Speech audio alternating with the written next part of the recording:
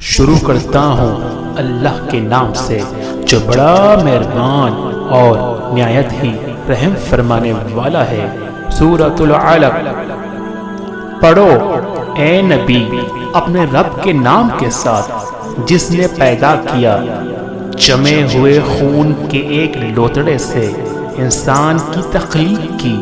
پڑھو اور تمہارا رب بڑا کریم ہے جس نے قلم کے ذریعے علم سکھایا، انسان کو وہ علم دیا جسے وہ نہ جانتا تھا۔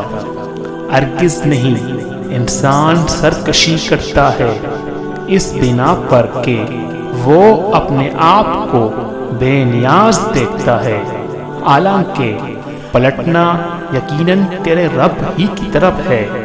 تم نے دیکھا اس شخص کو جو ایک بندے کو منع کرتا ہے جبکہ وہ نماز پڑھتا ہو، تمہارا کیا خیال ہے اگر وہ بندہ راہ راست پر ہو یا پرہیزگاری کی تلقین کرتا ہو؟ تمہارا کیا خیال ہے اگر یہ منع کرنے والا شخص حق کو جھٹلاتا اور منہ موڑتا ہو؟ کیا وہ نہیں جانتا کہ اللہ دیکھ رہا ہے؟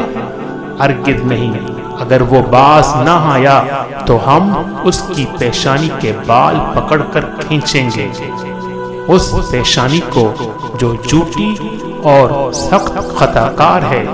وہ بلا لے اپنے حامیوں کی ٹولی کو، ہم بھی عذاب کے فرشتوں کو بلا لیں گے۔ ہرگز نہیں، اس کی بات نہ مانو اور سجدہ کرو اور اپنے رب کا قرب حاصل کرو۔